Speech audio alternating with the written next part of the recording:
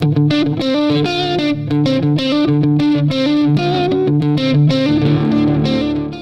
actually don't have wax in my ears.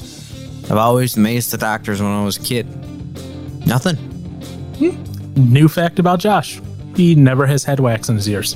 Head wax. I mean, everybody's got some wax, but You just said you don't. I actually don't have wax in my ears. So how recently have you had that checked out? Or Josh. I haven't. I didn't think Apparently, the Q-tip business does not get any money from him. Josh is single-handedly driving the Q-tip makers out of business because he has no wax in his That's ears. awful. Why would you do that to them? You know, now that I think about it, Oh my gosh. when I said everybody has a little wax in their ears, Yeah. I was like auto-correcting myself because I was like, wait, why did I say I don't have wax in my ears? Because I did. I don't know why I said that. So I was like correcting myself. About it. Yeah. I don't understand myself most of the time anyway, so Oh, Josh, this is why we love you, man. This is why we love you. gotta If keep you it think interesting. about it. That's exactly why I don't like him. It's okay there, Josh. I called you Josh again. Oh my gosh. You know, at this point, we could probably just be brothers to Paul. We are the same. So he's like the father and we're the sons. That's kind of This is creepy. gonna And I mean, it's a little creepy, but I mean, So I started having He's- kids at 12. Wow. Oh, in this world today, Starting them young, man. yeah. yeah, no. But he wasn't a No. part of this world today at 12 years old. Well, we'll paint it in a much prettier picture. He adopted us. Wow. That's- There's oh, wow, there's some We got bouncing some banging going on out there. over here. That's Shut it! wow. Not you, Amy. I'm not talking to you. I'm talking about the kids outside. Yes, ladies and gentlemen, the enforcer is here. She's sitting in on this podcast. So Yeah, finally. Now I just have to take a look and be like, "Hey, enforcer, what?" And this is when you got to get the smack sound recorded. oh, I mean, we could do we're that gonna do right that now. Oh, We're gonna boy. do that. Don't worry about that. Why did I say that? So anyway, Anyway. welcome back to another week of Use Your Words podcast. Guys. As is the new tradition, Aaron is on my left, Josh is on my Yeah. right, Correct. and as is the new tradition, Josh gets confused about. Is he I don't really get on the right confused. or I not? just like to mention that I'm on the left. What? I'm on the left. No, you're. I'm also on the right too, but I'm also on the left. just don't try to understand him, and It just feeds his whatever. it feeds it feeds his millennial urge to feel included. It's called perception. Perception, huh? Perception. Sure. In Aaron's perception, I'm Perception. Learn the. English, please. What did that say? English, please. Sorry, Paul. Nice. Oh, okay, I'm done. Oh. Gosh. Enforcer, take Need your a left smack. arm, raise it out like this, and then go. She's way too excited for that. She is. Wow, I like this. Enforcer needs to sit on more of our episodes. Absolutely. Keep someone under control. Yeah. If you think about it. Okay. Thank you, Paul. Thank you. Just so you know, when Paul plays that little snippet, Aaron goes from being all jolly and happy to suddenly just looking down, all depressed. I feel like you said that every time that almost has gone on. Because it's a wonderful sight to see. My depression. Oh wow! Ooh, sneeze. Who was that? Donald Duck. So, nope, that was you Wasn't- sneezing. that was- Sorry, that was not me. I got a whole bunch of new sounds on my board, so and they're all recorded of various things. And yeah, that was you sneezing, which Yeah. is still amazing. That was a. That's dumb- Aaron sneezing. Don't listen to them. They're lying to you. No, that was you sneezing, sir. Anyway, You can't prove it. yes, I can. No, you can't. I have it on the SD card still of the original recording. Yeah, but you don't have video of that being me. You can't prove it yet. Yet 2v1, yes. in court, we'd win. Okay, whatever. Um, So Anyway, so we're here this week to talk about. I initially titled this, and it might change. But I initially titled it "Why Millennials Are Failing to Adult," and so thankfully, I have two millennials here. Hey, look at that! Well, actually, we got 3. Oh yeah, but she doesn't want to talk on the mic. And depending on what definition you look at, I'm either a Zennial or millennial. Yeah, we're gonna go with you being a millennial. what year were you born? 83. One place said, yeah, you would be a millennial. That's what I said. Depending on what definition you look at, I'm either Zennial or millennial. But guess what? I'm going to go with Zennial because Nope, you're taking the millennial. nope, I'm a Zennial. Paul's just in denial of him being a millennial. But before we get there, before we get to the point that he accepts that he's a millennial, well, yes. Yeah. Before we get to any of that, Aaron, you and I are millennials, so we have to troll him. yep. Oh, but before we get there, we have something, Aaron. Oh. Yeah. Circus music. Here's Aaron's word of the week. Yes, it is. And guess what? Josh has this one I this do. time. All right. What is it? All right, so should I just give him the word or should I give it in a sentence? Give him Both. Yeah, give him both. But give him the word okay. first. If I can say it right. Pooch. Pooch. Not like dog. Well, that's the only thing that comes to my mind. No, Wait 1 second. Are you going to play it? I'm going to play it from the computer. Okay, Okay. let's see. Putsch. Putch. Putch. No, okay, Putch. Put. Putch. I Not can't- putz. Putch. Putch. Okay. Yeah, all right. but it's spelled Putsch. Okay, now P-U-T-S-C. CH. Yeah. Putch. A secretly plotted and suddenly executed. You're an Don't give him the definition. idiot. You're giving me the definition right now? No, I'm not. What? That's not the definition. Go on. Okay, I'm just giving you. This is the best way to do it because this is a different language, Okay. so it's not an English word. Putch. Putch. Yes. So it's a secretly plotted and suddenly executed puts. I can't say it. Yes. Putz. What is it? Idea? I don't know, secretly, what?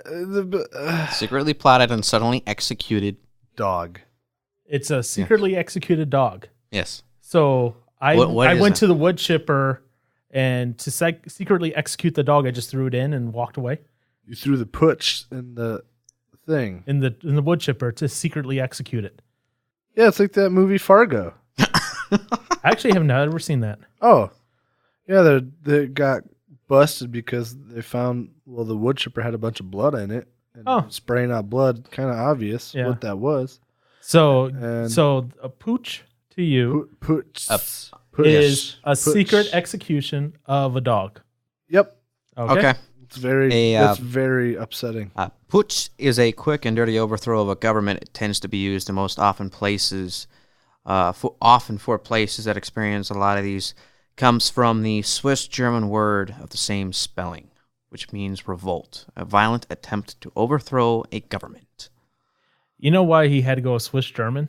Because we were playing Axis and Allies, and he was on the Axis side, and the Axis lost, so he wanted to reclaim some of his Axis love. Actually, no. But I'll take that. Yes. But no, it was. I was watching on Netflix Hitler's Secret Henchman, his Inner Circle. It's a documentary on the whole thing, and they mentioned this word, and I'm like, "What the heck is that?" And so I had to look it up, and I was like, "Oh, using this for Aaron." Aaron, I'm sure, is just loving that word. So look, You're gonna learn how to say it, and you're just gonna go on repeat with it. No, I'm not. I like Schadenfreude. Schadenfreude. yeah. Schadenfreude. And you two give me a lot of joy. What? Oh, yeah. I was like, wait, how does this work? Oh. Oh, yeah. So, okay, you've learned a new word. I Congratulations. don't Aaron. remember how to pronounce it. Putch. But it's not put, it's putch. Putsch. Push. Yep. Push. Push. Yeah. Push. Okay. Got it. Push. I think we're done with Push. that word. Push. I think we're Push. done. Push. Hey, Oh I- my goodness. Enforcer. Enforcer, I may need your assistance today. I mean, I can give you something to whack him with. I see Billy. Leave Billy alone. Oh, beautiful. You know what he says that I have you ever seen that YouTube video? Leave Brittany alone. Leave Brittany alone. That's what I imagine right now Oh my god. of him saying, "Leave Billy alone." Leave Billy alone. We just need him in some crying and in some mascara. Oh my gosh. The mascara part won't happen again. Again. Oh, yeah. Well, there's a few times you've used it, isn't there? Okay, so a few times mascara. How many times have you been in your dress? Once. Yeah. One. I love how he had to stop and think because For a it might have second. been two. You know, one of these days down the road, I don't know how far, but some people are going to go, Aaron, when you come to this event, we want to see you in that dress. No, I will veto that. If it's ever an event I have to go to with I him. could not fit in that dress again. You do know we can get you a new dress, but I will still veto it. I will still veto it. No. Yes, I will veto. Okay. Okay, so anyway, millennials. Yay! Again, I got two of them here. Well, What are 3, those? 4, we're all freaking millennials okay. here. No. I'm a zennial. He's the what is it called? The X generation? So Zennial is Zennial. kind of a micro generation. Micro? Yeah. Between Gen X and millennial. So Why are their generations named of people? Like what? what? How's it named after people? Well, why are there millennials and why are there zennials? Why do they have to categorize us? Because we like to categorize everything in this world. Ugh, I don't like. So, anyways, millennials. Typically, they say anyone born between 1981 and 1996. Okay? Yeah. Which technically would put me in there, but Yep. in the sub-generation of Zennials, those are people born between 1977 and 1985, I think. Yeah, 1977 and 85. There's some that also put it as 77 and 83, which I still fit in, so woohoo! What? Nothing. What? No, Nothing. say it. Nothing. Say I don't it. have anything I need to say. So really the big difference between Zennial and Millennial is just that I was born a little bit before you guys, so Well, that is true. thanks, Aaron, for being Captain Obvious. So what I was getting at was because I was born a little bit before you guys, I still have a little bit of those old ways. Hence why I use old terminology that you guys freak out about. Like, Read the tea leaves. exactly. Oh my gosh. So Ugh. anyways, Sodded. sodded. Oh my goodness. Wow. So the initial conversation, and I had to laugh to myself a little bit because we've had this on the calendar for a little while now. And last week, my buddy Ben Crocker, guess what they talked about? Millennials. And I'm just like, Of course. he's going to think we're copying him. Jeez. But Why not? it's been on our radar and our calendar for a few weeks now, a little bit longer. So, and I promise we're not spying on you, Ben. Yeah, we are. Shh, he's not supposed to know. Okay. I won't lie to you. Oh, yeah. So, millennials. Oh, there's so many things that I guess are stereotypical about the millennial generation. What are some of them that maybe you don't like that you guys have heard that? Apparently, as Josh has told me, they don't like motorcycles. Or So- at least not the traditional old school Harley. So that's something you don't like to hear? Yeah. Yeah, like- there's been reports saying that Harley sales have gone down, and they've seen that the younger generation is the big drop off point with that. But Well, that's why they're doing the electric motorcycle now. So they're trying to vibe it up a little bit. Vibe it up. But See, I feel like, has that word always been like a popular-ish word? What, like vibe? vibes? Like I can feel good vibes. I'm sure it has been. Because I just feel like I hear it so much now, and it's kind of, I don't know. Sometimes it's just like, okay, shut up. Shut up. Yeah, shut up. It probably came from like the hippie culture. Yeah. Because I mean, there's that song like the good vibration. Yeah, from Good. Woo! Yeah, Good Vibes comes from the 1960s. Yeah. I like ADTR's Bad Vibrations song. But it does say that the term good vibrations does refer to unspecified positive intuitions, which goes back to at least the end of the 19th century. Wow. So it's been around for a while, but yeah, it is primarily for the popular culture, at least back from the 60s.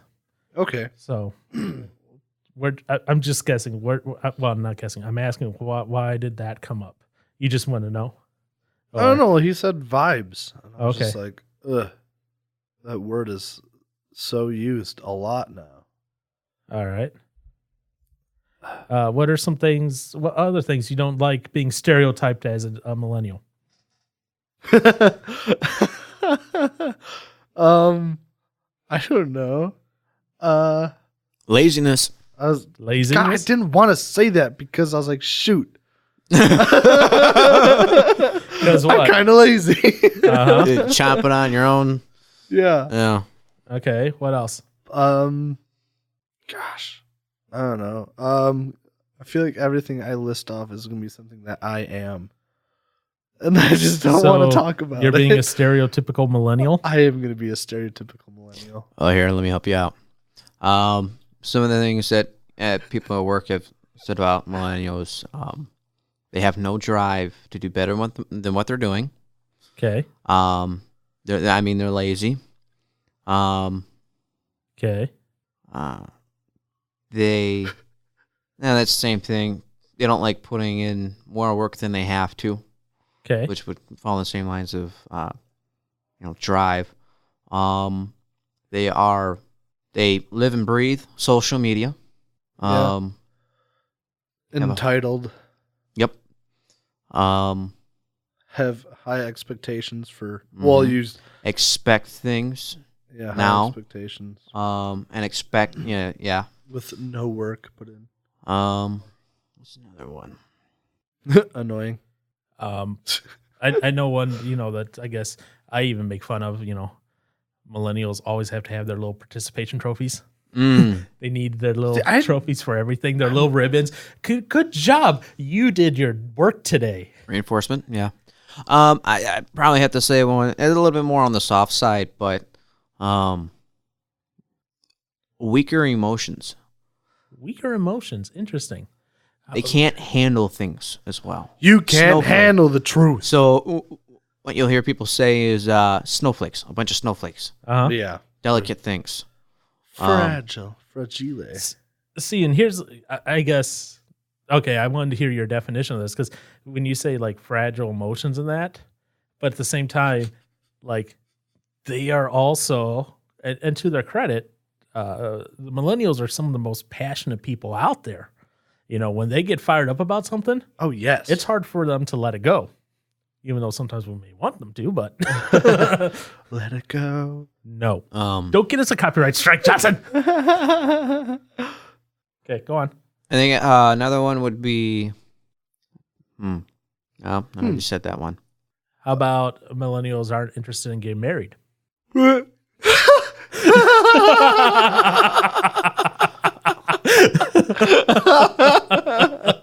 We just got a look from Enforcer.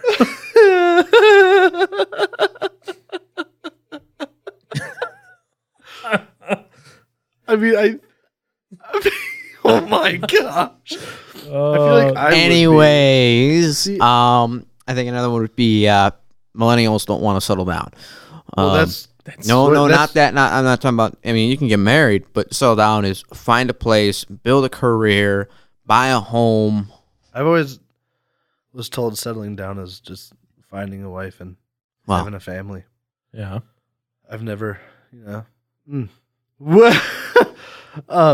I thought you were going See- to take that a different direction. No. Yeah, I know. But I was like, But- I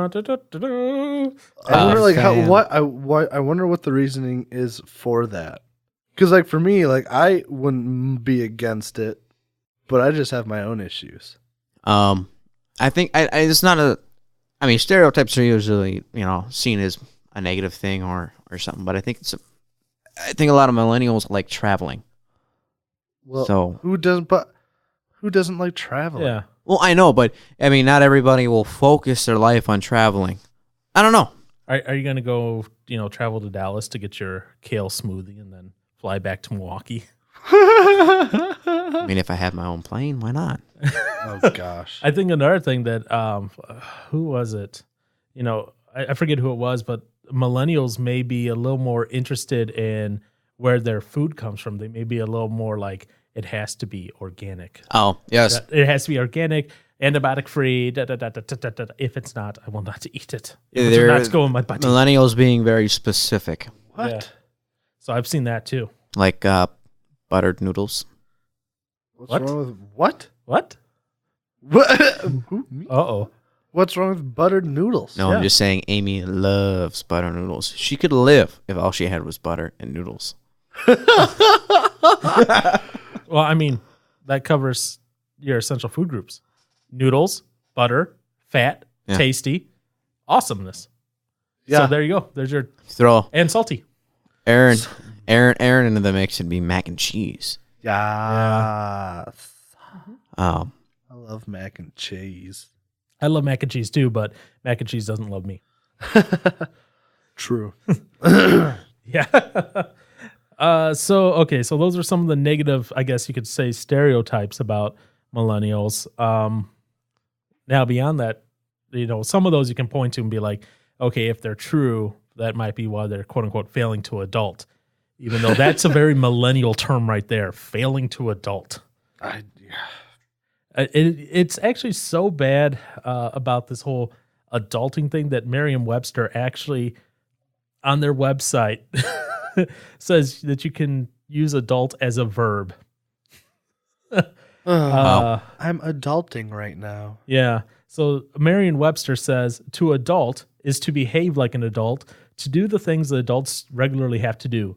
This includes things like having a job, living independently, and also such things as mundane tasks as taking clothes to the dry cleaners and remembering to pick them up, making and keeping dental appointments, getting your car registered, and doing yard work. Wow. So that's adulting. yeah.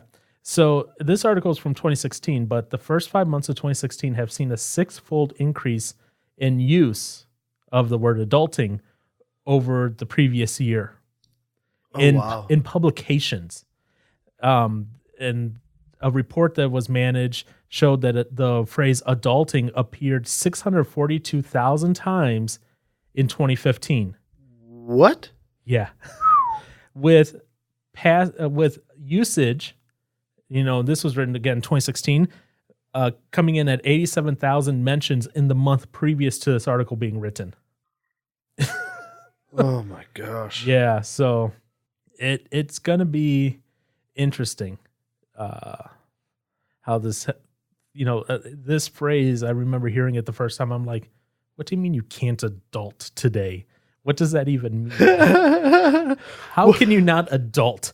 You're someone in your 20s. You're an adult. You can adult. I'm sorry. But I just don't have the strength to do it today. But as I've grown up a little bit more, I've kind of learned, okay, when they say that they can't adult, that means they're having a bad day today. And really what they're saying is that I'm having a bad day. I'm having trouble doing what I need to do. But they're being very millennial about it and saying it in millennial type terms. But yeah. So, all right. So why are some reasons, and I'm not talking stereotypical reasons, I'm talking real reasons, why millennials do fail to adult? I have had the phrase said to me, you're not like the rest of them. You were raised right. And so that's more than one person has said that to me at work. So that just clearly tells me that it's probably just, the parents of the millennials and how they raised them. So I probably have to say a lot of it is just how kids are raised. Their upbringing. Okay. And then they're going to then take that and, put on their kids. Because, when you're a kid, you don't think much about what your parents do until you get out and about on your own. That's when you're like, oh, they did this for me. They did that for me. I don't know what I'm doing. I don't know how to do it. So yeah, probably just, the upbringing. Okay. So I'll grant you part of that, especially for like the whole like everyone gets a participation trophy ribbon type thing. Especially that part. I will say, and how every parent goes, my little boy or my little girl is just the most special one in the world and needs to be the top star. No matter what, little Johnny's over there digging a booger out of his nose and like drooling. Yeah. And she's like, he is the top scorer on the team. And yeah, that's not true. Hey, I was going to say, when I was growing up, there was a church soccer league. And I remember when I was a real little kid. I faintly remember this. Uh-huh. My parents said they remember it. And we were doing the church soccer league. And they remember me crying when the ball got taken away from me. And now I forget I forget how young I was, but that's I think it was probably my first year playing soccer. So understanding the sport is one thing. Yeah. Because when you're that young, and I remember when I was older and I was coaching some of the teams there, I remember watching the little kids, and it was literally a herd that went from one side to the other. Like, we would set them up in their positions. A herd of kids. Yep. And next thing you know, they all would leave their positions, and they just swarm around the soccer ball. And if somebody kicked it out, it was just like a herd. They were all tightly packed, all kicking at each other's legs. So, I mean, when you don't understand something, yeah. But one of the things that they would do is they would hand out trophies, like you were saying. Yep. To try to get the kids to want to come back, because the goal was in the hour, the time frame that the teams had to play against each other, 30 minutes was like a little sermon time. So they would talk to kids about God and stuff like that. So they wanted the kids to keep coming back. But in a sense, yeah, you're handing out participation trophies, making everybody feel the same. And you don't actually have to, fight for something. So, I mean, yeah. So yeah, I can attribute some of that to the whole, to that portion. Everyone needs to feel attributed. I don't know if you've ever seen the YouTube channel. I think it's like Highly Spiritual, whatever. It's a guy who makes fun of a bunch of stuff, and he did one on millennials. And, he was like, well, I need to schedule a meeting with my supervisor every 45 minutes for them to approve of the work I'm doing and give, positive feedback every 45 minutes. And I was just like, oh, that's such a stereotype right there. But yet that stereotype is based on some truth. I wouldn't say I've seen anyone that extreme ever, but I have seen some people where they need like that constant feedback of like, am I doing it right? And, you can bring into the thing of love languages. And one of the love languages that's out there is, somebody getting positive feedback. Yeah. So for some people, yes, I can see it a thing, but I also want to say I think a big issue is social media. Because as growing up, Facebook was coming out, you had MySpace, and for kids that are, a few years older than me and the kids that are younger than me, everybody, there's Twitter, Instagram, Snapchat. And what's one thing everybody strives for? Followers, likes. And friends. I want to be an Instagram influencer. Selfie time. And so, everybody's growing up with trying to be special, trying to be getting that participation trophy. Yeah. So I think social media is a big influencer on that. Yeah.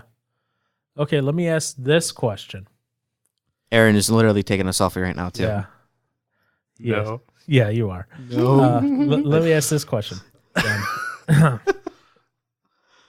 Does and you'll maybe hopefully see where I'm going with this in a second, because this is something else I kind of seen as well play a role into this. Does society's, I guess, where all of society says you must go to college and get a 4.8 doctorate degree, does that factor in at all? Because here's why I'm seeing this. We're saying right now, looking at statistics about millennials, they're living, in their parents' basements at all times high, and people pointing to that and saying, well, that's proving they don't want to go out on their own, right? But part of me also looks at that as, at the same time, society is saying you must have this 4-year degree, instead of maybe going to get to a trade school or something. And then all of a sudden they're saddled with all this debt where they can't afford an apartment on their own or a house on their own because they did what society told them to do, which is go to a 4-year university. Go throw your money at schools. Yeah, so does that factor in at all? I could see that for sure. I mean, because I can't imagine myself having more debt at the moment than being able to go. I could, especially with the job that I have now, or at least at the pay that I'm at right now, I couldn't make it on my own somewhere. 4 in 10 millennial workers ages between 25 to 29 had at least a bachelor's degree in 2016. Yeah. And I don't have least any debt. Yeah. I couldn't make it on my own right now. Well, and here's something else then that adds on to this, okay? This is from The Guardian. And this is from 2016, okay? But still, that's pretty close to where we're at here. The data shows that basically all the major countries, so I'm talking the UK, Canada, Germany, France, US, Spain, Italy, those are some of the top economic countries in the world. Ages 25 to 29, from the years 1978, 79 to 2010, their income has gone down percentage-wise. So in the U.S., getting gypped. A person in the age range of 25 to 29, their income has gone down on average about 9% over those years. Wow. Okay, so their income is going down, but yet cost of everything is going up. And then more and more of them are going to college. Yep. So in Spain, it's 12% down. In Italy, it's 19% down. UK is 2% down, but still down. The only major economic power that has had a positive increase over that time frame is Australia, where it went up 27%. All right. Australia. Let's go become Aussie. So I mean, I think that factors into it too. Why you're seeing so many people, either living with their parents or stuffing 20 people into one studio apartment. Don't say it. What? What was I gonna say? Yeah, what was he gonna say? Josh, what was he gonna say? What? I thought you were gonna say something racist. What? Wow. I'm not a racist. Enforcer, reach out your left arm. We need another good slap. That was your right arm, by the way. Yeah. I know which. That's what I said. I know that your left arm would reach him and attack him. I wasn't gonna move to Australia because there's a lot of scary critters over in Australia. A lot of scary spiders. Yeah, I want to go mess with that. I could see you having a pet gator. That's not a spider. No, but I can see you having a pet gator. Oh, yeah, me too. I'd love to have a pet gator. I'd love to see you get a boxing match with the what's his name? Jack the kangaroo? I don't know. Kangaroo Jack. Kangaroo Jack. Oh my gosh. Okay. Let's go back on track from Josh's fantasy of Aaron boxing a kangaroo. Enforcer, do you see what you're missing every week by not being here live? She's saving brain cells by not being here live. You wish to be here more now? No. She's undecided. If we melt her brain enough, she might say yes. Our goal is to get you so that you want to say, yes, I want to be here every week now. She's easily convinced. Yeah. So what else is going towards millennials not adulting? I know one that I see, and I almost think of it as a stereotype, but I think it's also partially true. So if you don't say anything, I have something. I don't know. I guess I just feel like it's inconvenient. It's inconvenient to be a millennial. Heck yeah. Okay, why is that? Oh no, I guess I'm thinking about the whole moving out part. I guess not adulting in general. Okay, the moving out part. Yeah. Okay. Because I mean, at least in my, situation. I don't even know if it's really my situation. I'm just speaking. Okay. But like, if I just live at my folks' home for the rest of my life, I mean, unfortunately, at some point they'll pass on. Yeah. And then, well, guess who gets to have the house now? Me. So it's already paid out. So you're just biding time? Pretty much. That's what it'd be like. So if I ever see newspaper, couple killed in their home. Oh my God. I know who to look for. Oh my. Well, I mean, never see that. You can also paint a different picture that Aaron's just waiting and hoping his parents die sooner. Wow. Honestly, I was thinking about I wasn't thinking about what? No. Hold the phone. Oh. No, I was thinking about, the day comes where my parents are no longer here and how much of a wreck I'm going to be. Well, because I love my mommy and daddy. Well, we'll be there for you when that happens, sir. Unfortunately, it's going to happen to all of us. I know. But I'm at the same time, I'm okay with that. I'm just going to be I'm screwed here on my own. I don't know what I'm going to do with myself. You're going to fail to adult? Yeah. just know that if you stay in that house, Mommy and Daddy may haunt you. What your parents did for you at 18. Oh, I'm going to have to take care of them. But I'm not going to have to do that after they pass away. No. I can't do that to their ghost. That's kind of weird. It could be ectoplasm that you have to wipe up. Oh, my gosh. This is weird. Okay. So anything else there, sir, about moving out or failing to adult? Well, I guess for failing to adult, I don't know. I mean, I don't know what the percentage is of kids growing up in like messed up homes or like, either without parents in general or without one of their parents. I don't know what that percentage is, but I could see that being a thing. Like either it could be that or for the kids that are so, spoiled as kids growing up, and then when it comes to the point of them having to move out and do things on their own, then it'll be like, I don't know what I'm doing. Like kind of they were just never taught how to go out and live on their own. They were never thrown out of the nest and were taught how to fly. Yeah, because I think, oh man, is that what you're missing? Probably. I don't know. I don't talk about a lot of things. No. But back to your point about, a missing parent. Yeah. I think part of one of the consequences of kind of how the world has been recently, it's like you can have sex whenever you want with whomever you want and blah, blah, blah, and have the kid or whatever. We're seeing a lot of single parents, and I'm not talking about single parents because unfortunately the other person passed away. Right. I'm talking, Josh had a one night stand with this other weird girl and she had a kid. You want to explain something? For Amy's education here, we always put up hypotheticals, and Josh likes to be the subject of hypotheticals. This is true. And I just had to be this time because Amy's here. Well, no, because when we did the gay one, he wanted to be gay the entire time. Yeah. Remember that? I want to explain that one to her.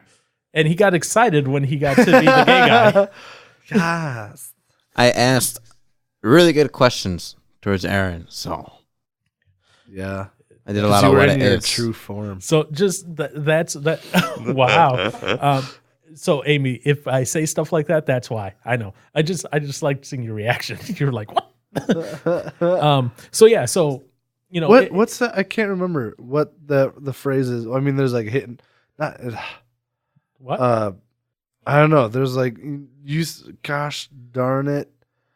Use your words. I am using words at the moment. Okay. Not the correct ones. Well, describe it. You said like one night stand, but there's like more like sayings where it's like, something in dash or whatever. And I don't know that one. I try to keep up with your millennial lingo, but I can't either. So it's fine. I can't all the time, But anyway, what I was getting at here is especially, so there's an institute it's a website called fathers.com.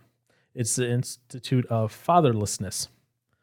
And they have some statistics, right? Okay. An estimated 24.7 million children, 33%, live absent their biological father. Wow. And we're not talking absent due to like death. No, it's just, a woman has like 20 baby daddies. Yeah. She's on her 25th kid or whatever. Oh, that makes me think of this one girl who would purposely, she loved the feeling of getting pregnant. So she would get pregnant, but then she'd just have abortions, and then a little while later she'll just get pregnant again because she likes being pregnant. I don't think I've ever heard of that one, but okay. Yeah, I don't know. It could be completely fake, but I saw that. Interesting. Somewhere. But anyway, going on with this, of students grades 1 through 12, okay, 39%, 17.7 million, live in homes absent their biological fathers. Ugh. Yeah. So, I mean... Men should be ashamed of themselves. That's according to this chart, children living with mothers only in 2012 was 24.4%. That's a lot. In the U.S.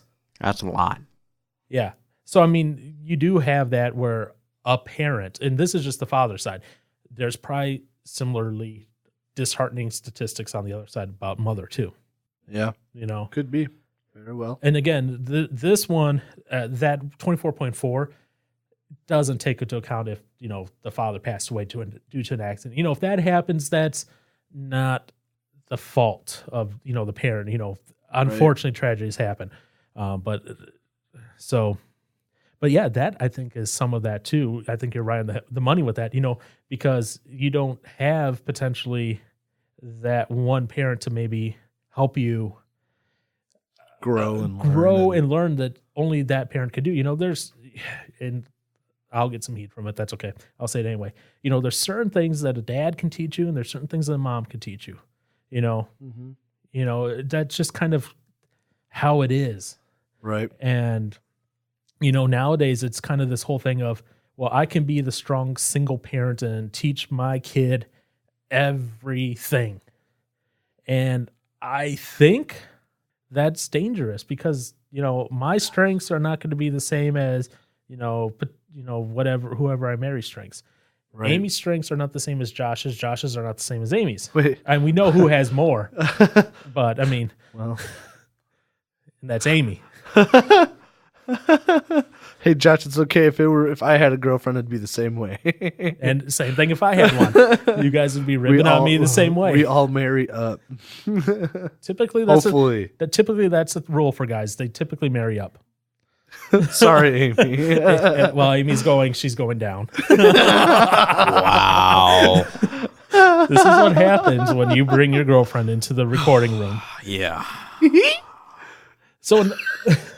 So another thing I think maybe that is kind of doing this, and this is from a website that I was reading up to, is they say millennials have been told all their lives that they can do or be anything.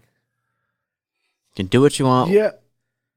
It's how does that phrase go? You can. I don't know. You can do what you want, when you want, where you want, how you want, with who you want, and no one has the right to tell you no.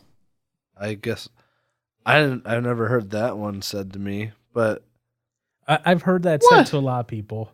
I just know there's always the whole, go follow your dreams. Yeah, like for I've the heard high that one. School, freaking graduation. Yeah, I hear that too. You can do whatever you aspire to be as long as you put in the work to do it. Okay, you know what that is?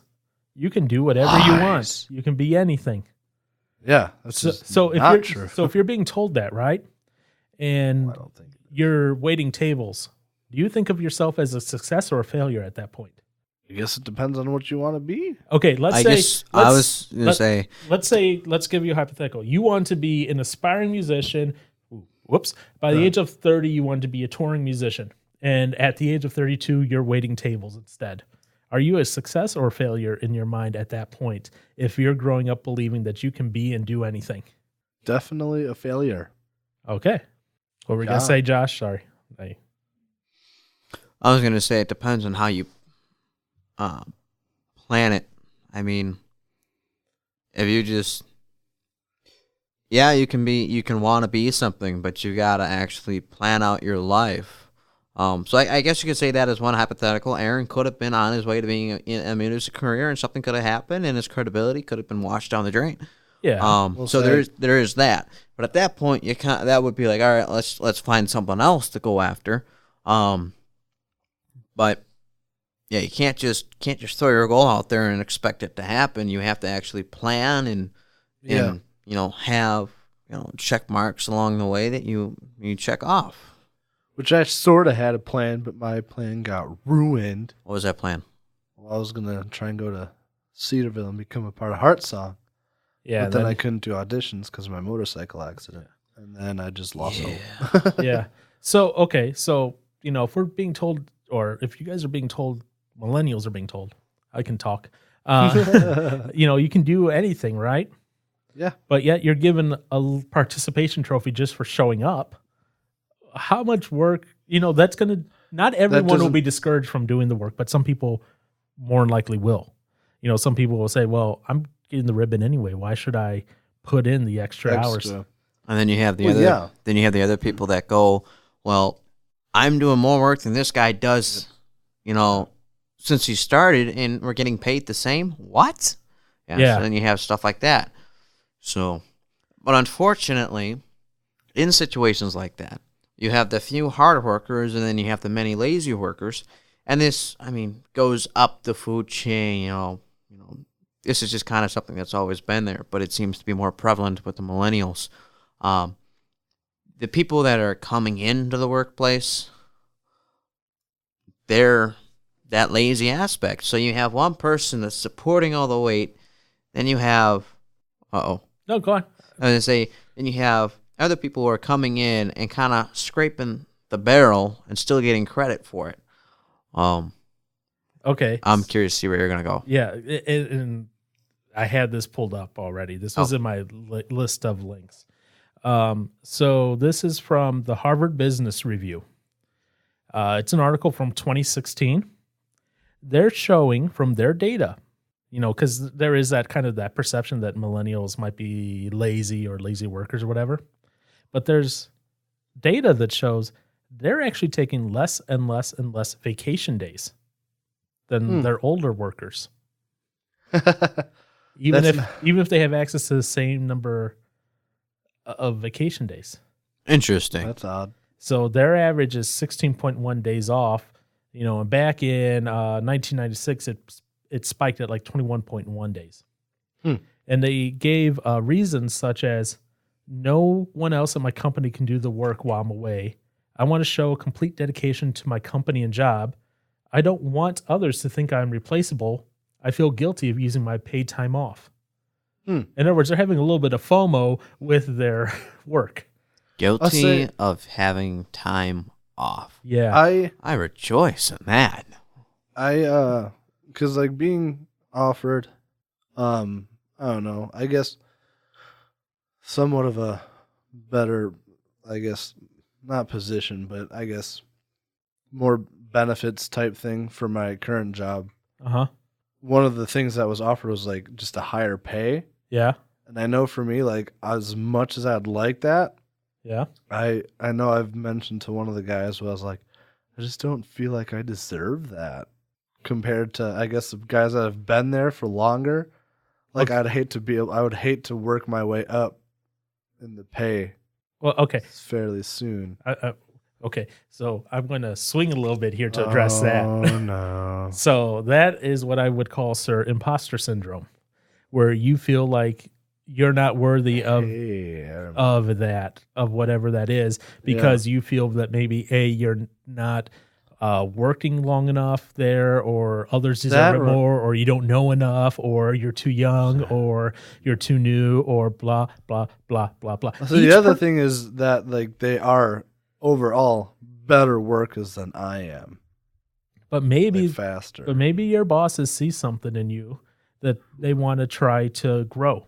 Right. You know, sometimes you have to take a chance on a newer worker to help them grow, and maybe that's something that you need to give them something to inspire them, I guess. My other thing was apparently what well, again, I don't know how much it's all true, but that, you know, people nowadays don't stay with jobs very long. They move on from one to the next fairly quickly. Yeah. And like that's like for me, I guess I'm the person that like I would love to stick with it and not leave. But then at the same time, if something else that was better came up, I wouldn't want to like pass it up. At the same time, I don't want to leave the people I've just spent such a long time with. That is one thing that I do know. A lot of people have the issue with is, you know, you pretty much develop a family with who you work with. Yeah. Depending on how good of the places that you work. Right. And you don't want to have to start over and have to start rebuilding friendships, or, you know, when you move companies, you end up losing seniority. Start over again. But I mean, you should always want to be trying to find something different. Like, for example, airline pilots, their average is 2 companies. They find a company to really help them get a foothold in their career, and then they find their retiring company, the one that they're going to work for, you know, 10, 15 years, and then they retire with a massive retirement fund.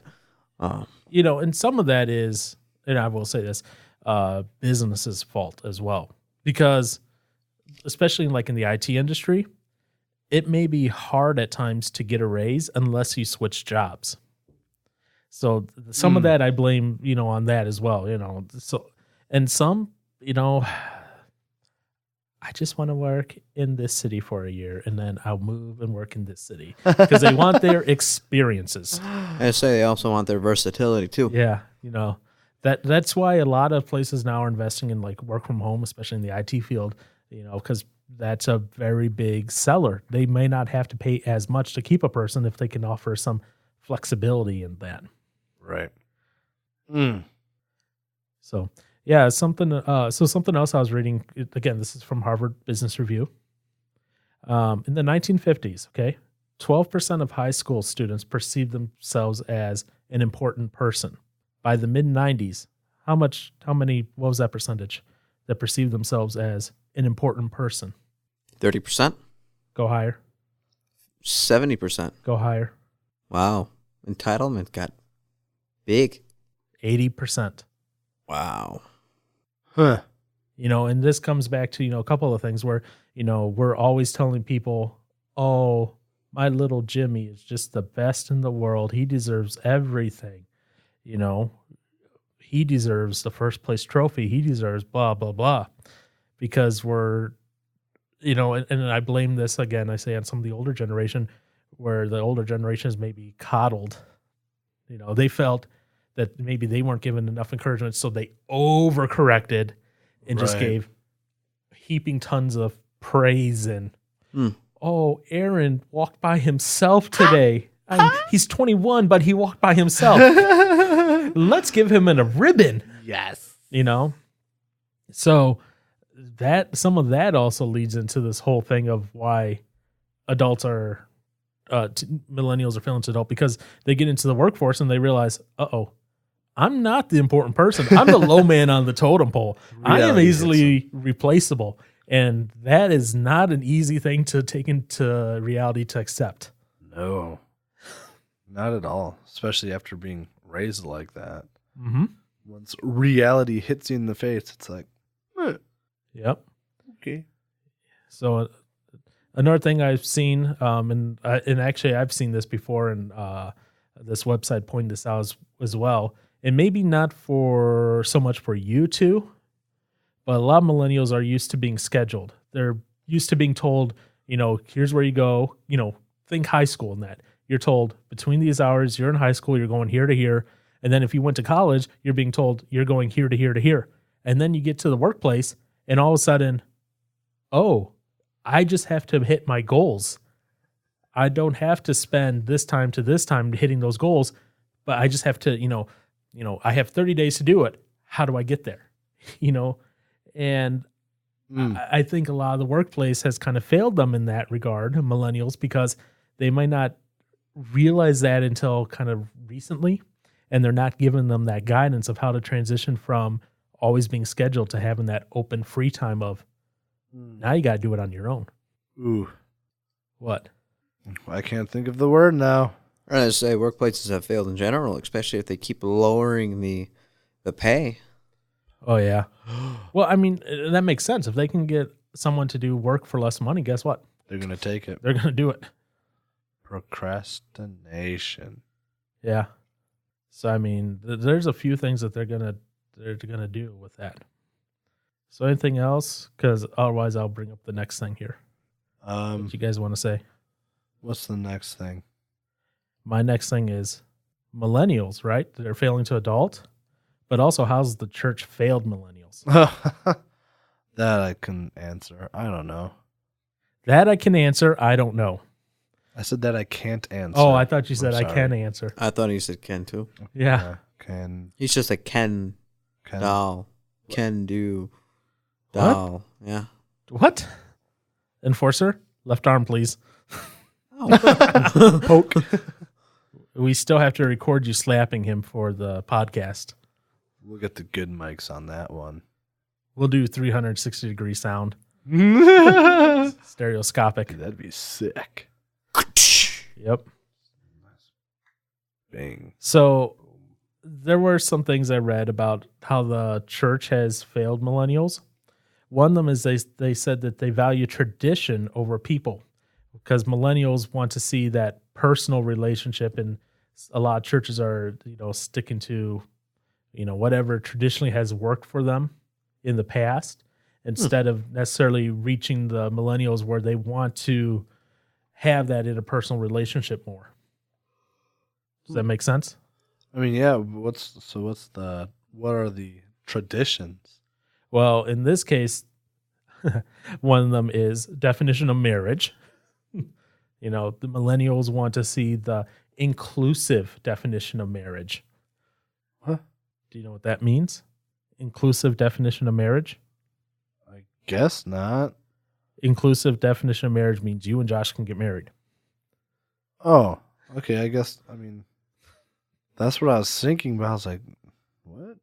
Yeah. Oh, okay. So, they're saying, that's one reason. And I see that not as a way we failed, that the church has failed millennials. I think that's millennials expecting everyone to follow what they want. Yeah. True. What? I don't know. I was going to say, one thing I noticed is when I was growing up in Sunday school and stuff, and I did, youth group at a different church and much bigger than fellowship. But yeah. I noticed a lot of kids that I grew up with, they just attended youth group in church just because their parents brought them along. They really didn't have a desire to be there or anything. So I've seen a lot of them just literally grow up and just, if you ask them if they go to church, they go, oh, yeah. I go once a month. They're only going maybe for Christmas or Thanksgiving or Easter or something like that. But yeah, it's kind of hard to say because there are not many young people in the church field anymore. And the millennial generation has they aren't really having kids either. So the generation that would come in from the millennials to help feed into the churches, it's either going to take a while before we see that, generation come in, or it's going to probably not come in.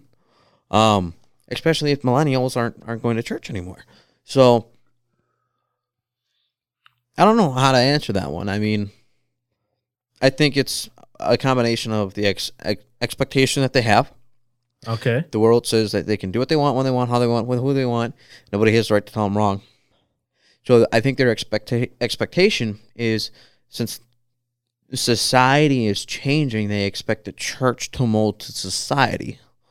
And likewise, what you were saying is they expect the church to meet them in a middle ground so they can get what they want.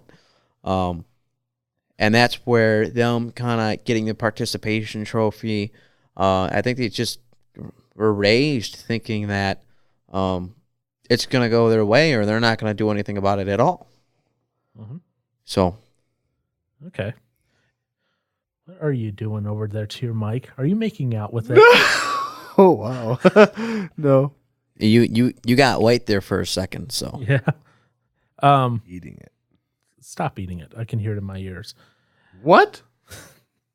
So anyway, there's some data I have pulled up here. So how you were saying how they grow up and they go because their parents tell them they have to go, right? Yeah. It says here that currently they're seeing 70 to 88% of youth after a freshman year in college drop out of going to church. Yeah, I've heard that one for a while. Wait, what? 70 to 88% of youth after their freshman year in college Drop out of church. Drop out. Okay, of church. I thought you meant like drop out of college and go to church. I'm like, repeat that again. No. 70% of teenagers involved in youth groups stop attending church within 2 years of their high school graduation. Wow. Yeah, and they have some other data here. The number of people who describe the Bible as a book of fables has risen from 15 to 21%. 8% of the U.S. population attends church multiple times in a week. The amount that 8%. The amount who say they attend sometimes has dropped from 79 to 69, and those who never attend has risen from 14 to 25. Wow. Yep.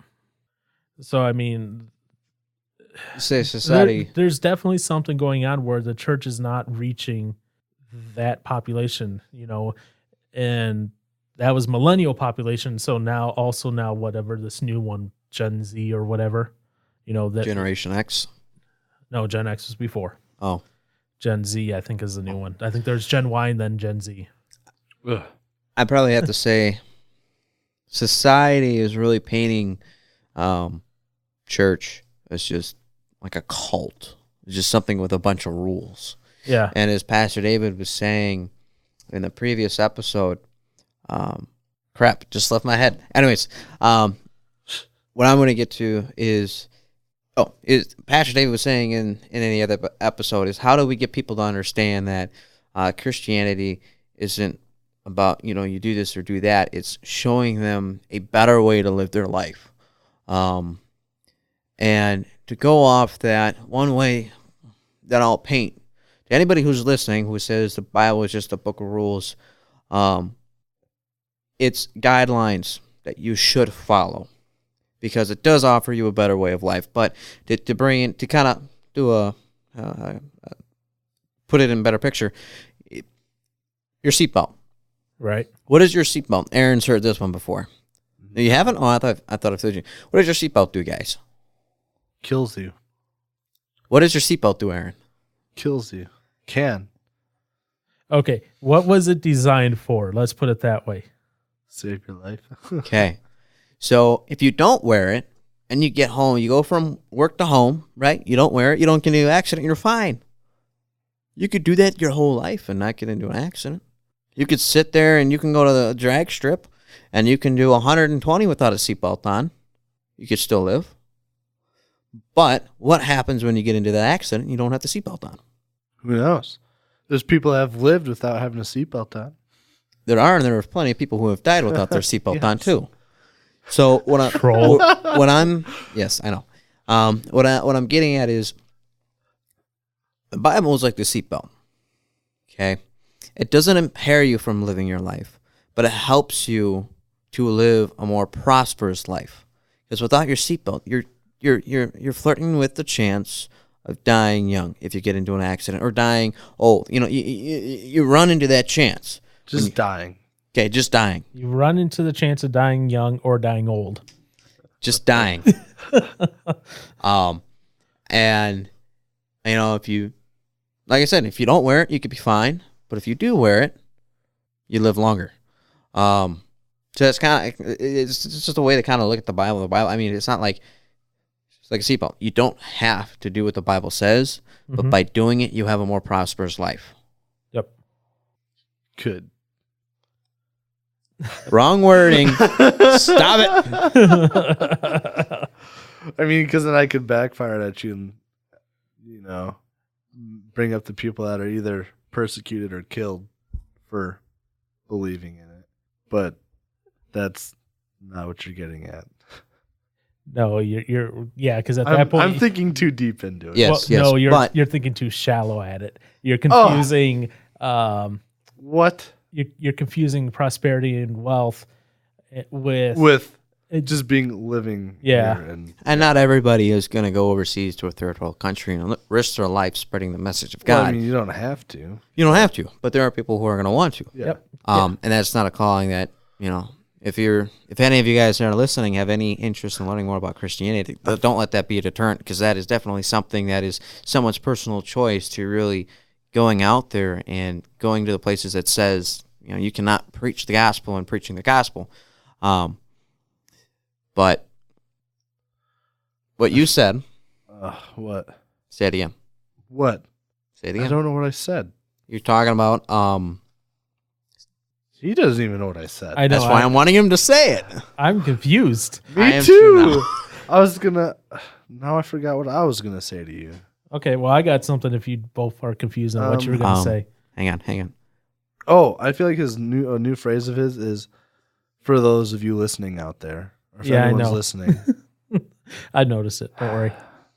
But I don't For those of you listening out there. But I don't need a clip. Think about it. I don't need to clip it because I already got the if you think about it one. And I don't need a second one to make you sad. So while Josh thinks about it here. So one of the things also I think where the church is kind of failing millennials, and I won't even say millennials, I think people in general, okay, is you see a lot of these big churches and they run everything more like a business. It's everything's like a business. They're not, that, I guess, familial focus. And one study showed that millennials who do go to church, right, they want to have that more familial focus. And they point out that millennials in general are pretty much anti-corporate. So if a church feels corporate, they're not going to want to be a part of it. They're not going to want to be a part of it. They're going to kind of hate it. Yeah. Which, I mean, what? Yeah. I don't know, because personally, I feel like I've always leaned more towards wanting to be in a smaller church than one of those big more mega-sized churches. Uh-huh.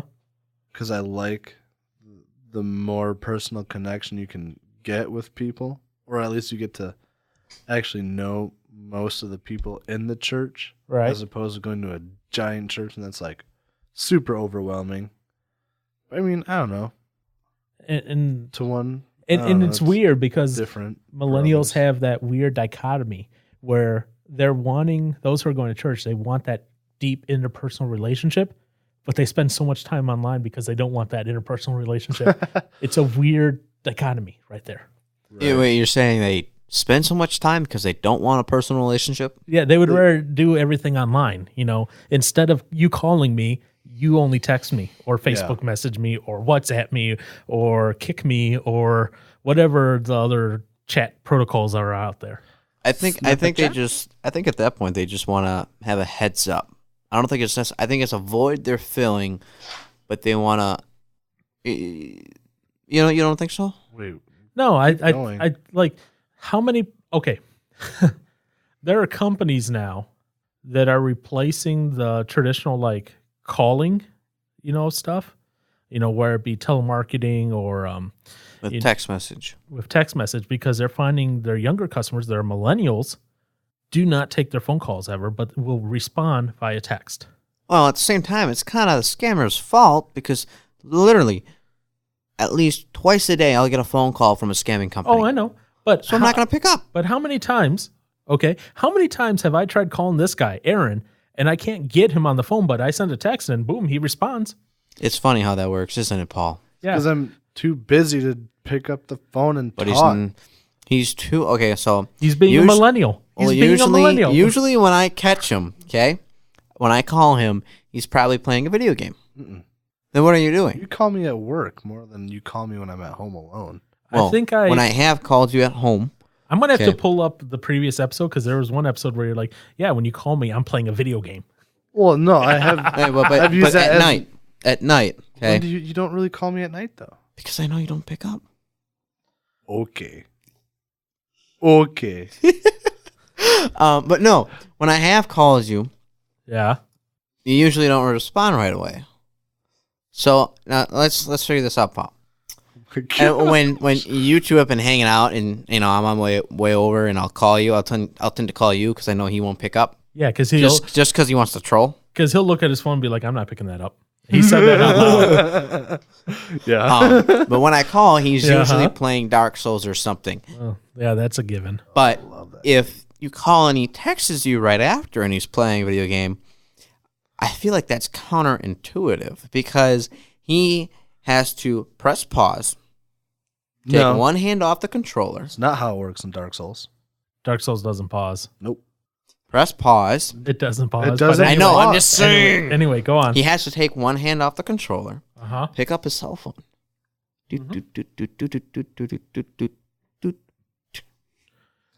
Start playing again. Or you do like I do. Okay, Google, send a message to Josh Brewer. Hey, I can't talk right now. Thanks. And then it sends. Or you can do the ring, ring. Actually, I think it's going to send you a message right now. I think my phone's going to do that. Nice. All you have to do is tell your phone, pick up a call. Hey, man, what's going on? Nothing much. I'm in the middle of playing Dark Souls. Dark Schools? I can't Ooh, that would actually be a cool video game. Dark Schools, where you teach your children to be assassins of the night. Wait, you can't do that? What? You can't pick up a phone call? Oh, he can. I mean, no, but I'm just saying, generally speaking. Because I'll be on the thing talking with Ryan. Okay, well, what I'm saying is, just generally speaking, you have to do more work to respond and send a text, unless you're Paul. You do know, you could get a headset like mine where it can Bluetooth the call right into your headset. I don't want to spend money on that. But Paul, shut up! But you'll spend money on a drum set? It's more personal to me. Than our calls? A drum set is more personal and important than us talking to you?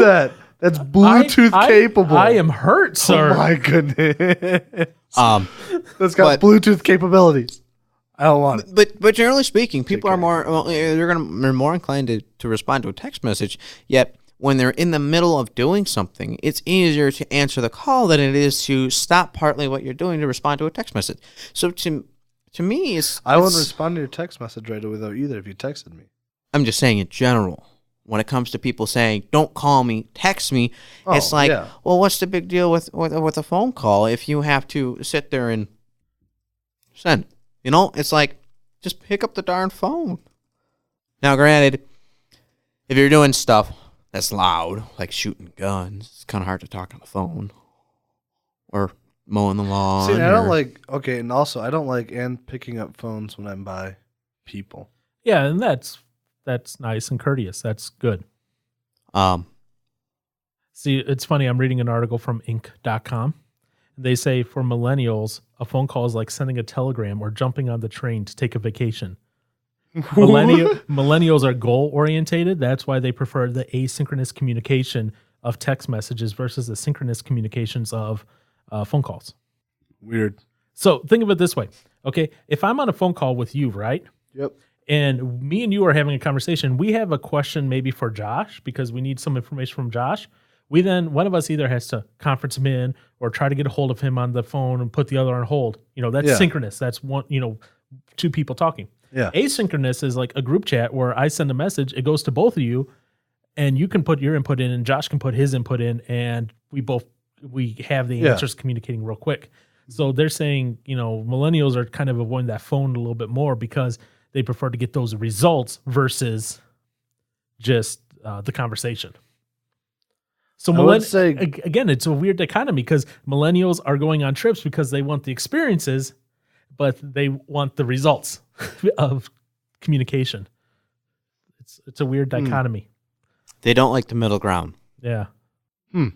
So I do like group chats. Of course. I know you do. Well, more than, okay, I'll talk to you. Okay, well, okay, hi, Josh, let's do this. Exactly. That's what I was just saying. Yeah.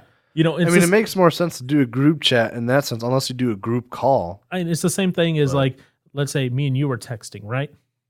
Okay, we're texting. We're texting and we're like, oh, we need data from Josh. And then I go to another chat window and chat with Josh. And then I replay that data back to you.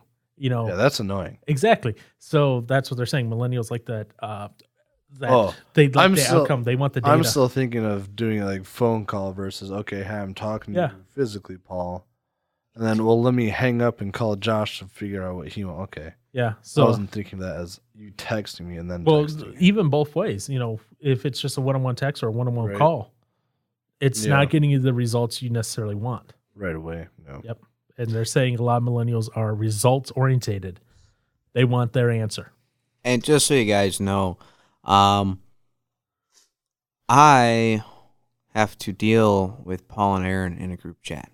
Yeah. And by deal, I mean while I'm busy at work, I have a bzz, bzz, buzz, buzz, Josh.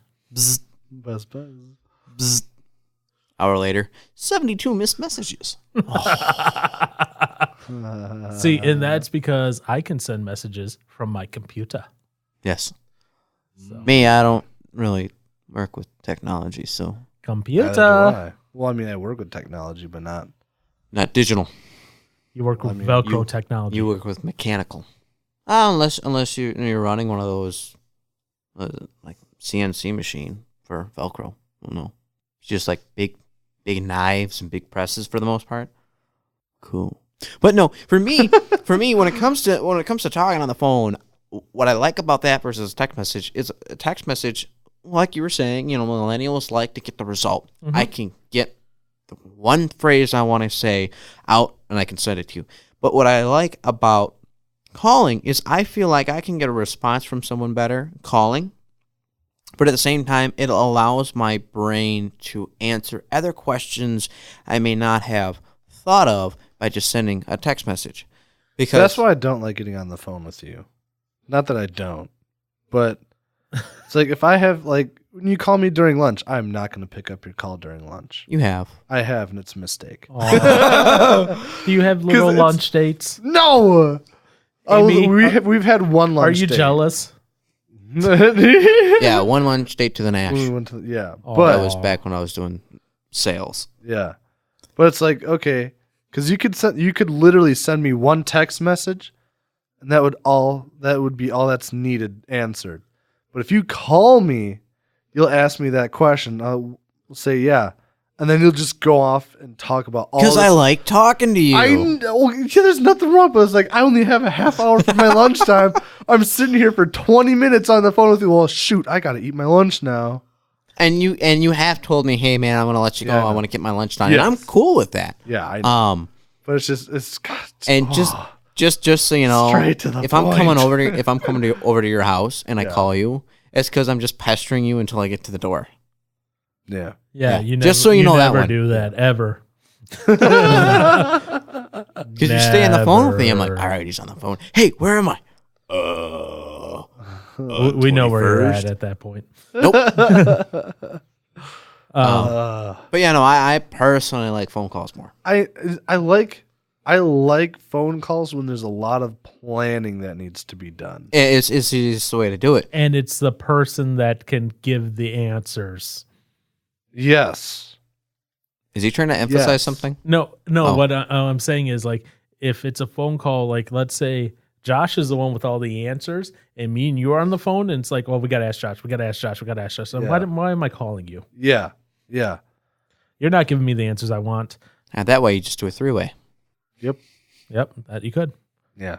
We've done that before on the phone. Maybe reach out your left arm. A little flick. Oh, that's it. The enforcer was. You're not supposed to say that and smile. Because I was just like, oh no. The enforcer is here. This is why we need you every week, Amy. The whole Mormon discussions we've had, and the whole Mormon discussions we've had. What? Yeah. Okay. Yeah. Okay. Let's reel this back in a little bit here. Okay. All right. Phone calls, text messages. Yeah. So we somehow got there because we were talking about why millennials are being failed by the church. Yeah. It'll be interesting when I listen back to that on how we got there to text messages from the church. So there was an article here, and I'll admit, this author I cannot stand. I will freely admit that. Her name is Rachel Held Evans. But you must show her love. I know. That's why I said I cannot stand her, but trust me. I do not agree with 99.99999% of the stuff she writes. Anyways, continue. But she wrote an article, why millennials are leaving the church. She wrote for CNN. And here were her points. Again, I don't agree with all of them, but I can see where she's coming from. Point one, what millennials really want from the church is not a change in style, but a change in substance. So she's saying, all these churches are, doing these loud, big bands and everything. She's saying not so much that as a change in what they're teaching. Huh. Which, yeah. I guess how do you teach different stuff? Yeah. And here, I think she phrased that weird because she says many of us are finding ourselves increasingly drawn to high church traditions, Catholicism, Eastern Orthodoxy, the Episcopal Church, because the ancient forms of liturgy are cool and refreshingly authentic. That's okay. So she wants that instead of, 2 guitars, bass drum, 20 singers singing 20-part harmonies in every song. It's a lot of harmonies. Here's another one that she writes. Millennials want an end to the culture wars and truce between science and faith. And she's saying this as she is definitely an evolutionist. So she wants, the church to teach evolution. Then create a church that speaks evolution. Oh, don't worry, it gets better. They want to ask questions that don't have predetermined answers. That one's fair. I can see that. That could be definitely, because I have seen that before where, it's not as bad as Jesus is the answer for everything, but it can be that bad at times, right. And I have seen that. It's important that millennials, LGBTQIA plus friends feel truly welcome in the faith communities. So, and she goes on about, marriage and all that, you marry them still and everything. And I'm like, millennials want to be challenged to live lives of holiness when it comes to living simply, caring for the poor, oppressed, pursuing reconciliation, engaging in creation care. I don't know what she means by that. And becoming peacemakers. So, and then someone says, we need to remember millennials aren't against spiritual things or religious observances. They are opposed to watered down version of Christianity that emphasizes judging and not loving. So that's, and this comes back to that other conversation we had, Pastor Dave, what they may see as judgment and not love may not exactly be that. It may be loving, but because it doesn't fit with what they want, they see it as judgment and evil. Yeah. So, make sense? Sound good? Yeah. All right. Any other comments, questions, concerns, quibbles? Statements? Man, oh my God, this really big one right here in the front of my forebrain. We're going to have Aaron leave the room. Why does Aaron have to leave the room? Gladly. Adios. No, I'm kidding. I got nothing. Okay. Johnson? Zilch. Okay. What? He said zilch. Zilch. Yep. Nada. Oh. Enforcer? Nothing. Nope. Okay. So before we end, I'm gonna ask you some millennial terms. No. See if you can tell me them, since you two are millennials. I'm not smart, millennial. What is spilling tea? Very unfortunate. Good. That's a good response for not knowing what the heck that means. Yeah. So what's spilling tea? Spilling tea. Don't Google it. Dang it. I don't know. Take a stab, Johnson. I don't know. Is it kind of like where you spill the beans and like say more than you were supposed to, or is it just something bad? I don't know. It's gossiping. Yes. Boom. Why can't you just say spilled the beans? Because they don't. Your generation doesn't know what spilled the beans means. Nice rhyme. Hunty. Hunty? Yeah, Hunty. Hunty. Hunty? Hunty. Hunty. I guess I would imagine it as you're trying to find out information or something. Josh, without Googling it. I have no idea. I'm not Googling it. Okay, just take a stab. Think of Hunty. it as your word of the week. Can you put the word in a sentence? Oh my gosh. Aaron is one of your best hunties. Friend. Yep. Partner. Nope. What? No, not partner. Hunty is equivalent of friend, but said with attitude. Oh. Well, then what's up with BFF and all that junk? Because you're no longer BFF in your terminology. It's now hunty. Because I feel like you would describe someone as being hunty, as they're always trying to like find out stuff about you or something.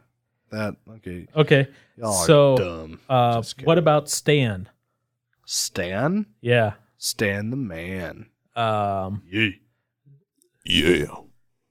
Aaron is a stan of August Burns Red. I'm a fan. It means more than just fan. Oh, I'm a very dedicated fan. Think about this. I'm a fangirl. The word stan gives you your answer what it is. Do you got an idea, Joshy? What? Nope. Stalker and fan. You're a stan. Wow. How about V? V, like just the letter V? Just the letter V. Vegan? I don't know. No, Josh. Just the letter V. What? Yeah. What is it? What is it?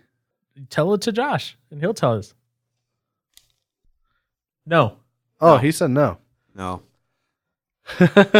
V. In millennial terminology, it's a shortened form of very. What? Lord help us. us. It might be. What? The ones that I have a feeling I'm skipping, but oh, come on. This one, gassed. Pokemon. What? Pokemon the Ghastly?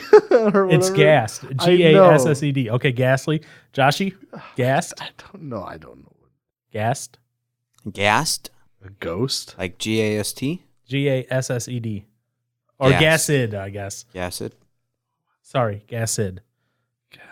Surprised? Okay, surprise. When someone has had one too many compliments and are full of themselves. I've never ever heard any of these. How about woked? Woked? WOAT. I feel like I know I've heard that used before. Uh-huh. I guess I'm trying to think of how I would describe it. Like you just. It's an acronym for something. I'll give you that hint. Wait, woked? Woked. WOAT. Oh, woked. I thought it was woke. No, that's what I. No, not woke. Heard. Woked. Okay, woked. WOAT. It's an acronym. Let me give you a hint. It's the antithesis to one of the team names that was up at snow camp. What? What were the two team names at camp? Gucci thing, and then Guardians of the Cross. Okay, there's Guardians, and the other one was Goats. Okay, what did GOAT stand for? What does GOAT stand for? I don't know. I didn't. Okay, in millennium terminology, GOAT stands for greatest of all time. Oh, worst of all time? Exactly. Oh my gosh. Okay, if I say that Johnson's face is beat, what does that mean? Tired? Nope. That's what I would imagine it. Let me put it this way. If he had mascara on, his face would be beat or partially beat. What? To have a face full of makeup. Yeah. No. Yeah. That's wrong. That's not true. That's why I said this is all made up. It's partially beat. I know this is all made up. How about Jomo? Jomo? Remember a few weeks Joe Mama. Remember a few weeks we talked about FOMO? Fear of missing out? So what's JOMO? Not missing out. Too much not missing out. Josh, any idea? Jomo. Jomo? Yeah, JOMO. JOMO. Jomomo. No idea. Joy of missing out. Joy of missing out? Yeah. What? What about Hundo P? What? Are you speaking different languages now? No, I'm speaking millennial slang. Hundo P. Hundo P. And you know what's sad? I actually know all of these. How do you know these? I don't know. know. You are a millennial. No, I'm not. It's settled. It's It's not settled. It's settled. Anyway, he knows him. He's a millennial. What's Stop being in Hundo P? I don't want to hear about it. I never use these in conversation, but I know what they are. I don't want to hear about it. Okay, Hundo P. I don't know. Hundo P. Yeah. Josh? Hundo P. Hundo P. HUNDO space P. Hundo P. These are really some pretty sad acronyms. 100 people. You're close. 100%. Yes. Son of a nut. It's a shortened form of 100%. You literally type in 100% sign. I know. You're typing more in to say 100%. Oh my gosh. I got that Hundo P, man. Yep. Never did I ever get that. Okay, this one threw me for a loop the first time I've heard about this one. Oh, great. Wig snatched. Wig snatched? Yeah, WIG space SNATCHED. The only thing I can think of is when people that have wigs on either lose their wigs. Okay, and what happens when the wig is taken from them? Like if you had a wig on and I pulled the wig away snatched it from me. And I snatch it from you, what does that do? Oh, it like reveals, I don't know, your real hair. No, you're right on the ball for it. It's exposing someone to reveal the truth. Exposure. So being exposed. If you ever wig snatch him. I'm gonna wig snatch you. How about this one? I think this is one of the last ones here. Fubbing. Fubbing? PHUBBING. Lying? Fibbing? Okay, Josh, what's fubbing? Aaron fubs a lot. He's getting better at it, though. Trolling. Fubbing, snubbing someone to pay attention to your phone instead. What? So like if you're in a group of people, instead of interacting with the people, you're just you're on your phone. Like I said, you're getting better at it. That's good. I thought you were saying I'm getting better at it. It's just sitting on my phone. No, I was like, okay, cool, yeah. No, you're getting better at you're getting better at fubbing. When you're getting better at fubbing, that means you're doing it less. Oh, okay. Okay. Yeah, that one night I was really surprised. Yeah, no, that was good. I didn't touch it. Yeah, some of these, like I know you've used hangry, cray, cray. SMH. Shake my head. Yeah. This one Josh has girlfriend tax. What?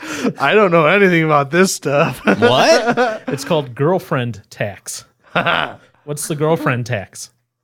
We got our voice on there. Yes. Take a guess at it, Josh. Where she keeps you in line? Okay. No, I would imagine it's the amount of money you have to take out to spend on your girlfriend. You got one word right. Amount. The amount of food taken by your female significant other after you've already asked her if she was hungry, but she insisted she didn't want anything. I can see that. Girlfriend tax. Girlfriend tax. Yeah. Is Billy acting up again? No, that's more my belt. Okay. Stabbing. So now you have all learned some new millennial slang terms for your everyday. So now, Josh, when I go TBH is the girlfriend tax. I don't know. I don't even know how I could string these all together because I can't even say any of these. You said that. What? You just said it. I can't even. No, you said I can't even say any of these with a straight face. You said I can't even. Say, you know what? You're a little sus. I'm what? You're a little sus. I'm a little sus. Yeah. What is a sus? When someone's acting suspicious or shady. Oh, I'm the real Slim Shady, man. Come at me. Yeah. You're being a little extra is what you are. I am extra. I'm always told I'm extra by my friends. Do I need to pull up your receipts? No, which one? Do you know what receipts means? My purchase history? No. I don't know. Evidence of a person's hypocrisy often pulled from past social media or text conversations. Oh! What are you talking about? I'm just asking. I ain't got nothing. Uh-huh. Sure, that's what they all say. And then we expose your deepest, darkest secrets. Diddle-a-doo-doo. Anyway, I just wanted to do that at the end because I found some of those words interesting, and I was like, yeah, I wonder really if they would know bizarre. any of these. I'm Try not, as we all learned, you didn't know any of them. Not any of them. I knew. I figured out a couple. Yeah, you were pretty good. Good job. But- You used your brain. I am proud of you. Yay! Oh, do you want a participation trophy now? Yes. I think I deserve it. He wants a cookie. I want a cookie. You want a cookie? I do. Oh, Aaron gets a cookie. Aaron's such a good boy. I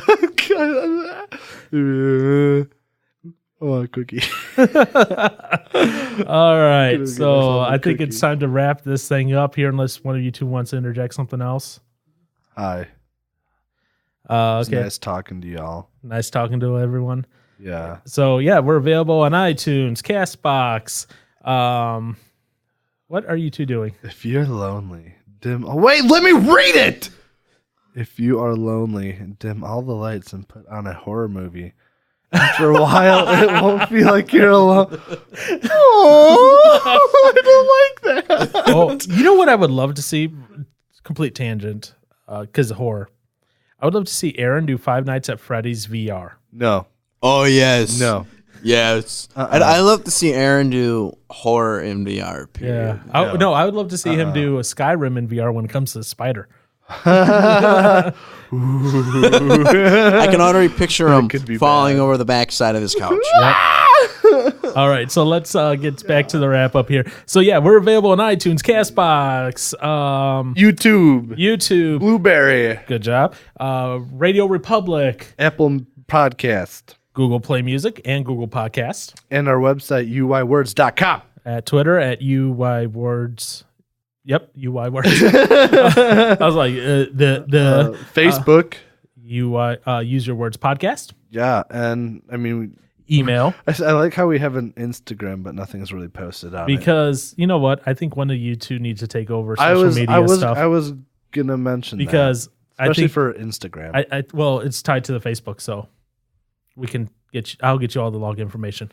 Oh, so if I post something on Instagram, it'll be like my Instagram where I ask to share it on Facebook, and then it shares it on both of them, and then vice versa. Because if you guys can do that, that'll help me out because I'm busy with a lot of our stuff too. Knowledge it. So, because coming up this end of this month, I'm speaking out at the Worldwide PowerShell Conference. So I'm got a few things on my plate, kind of juggling. Yeah, for real though. Up in the air at once. Also, your other podcast that you were part of.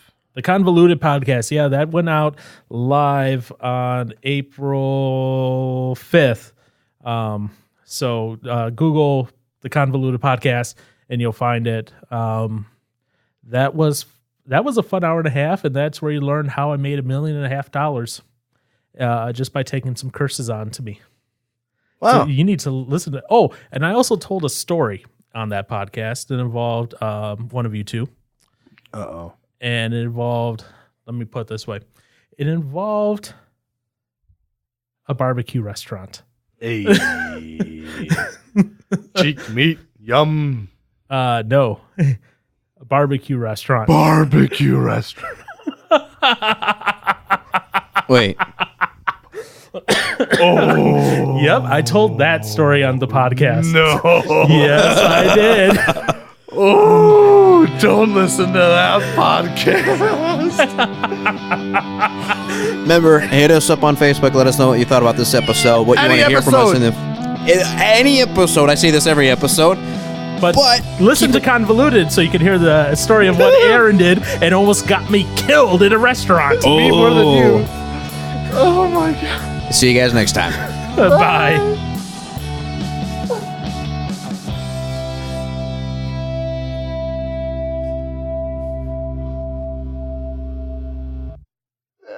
You're marked for life. Oh, I'm screwed. Oh my gosh.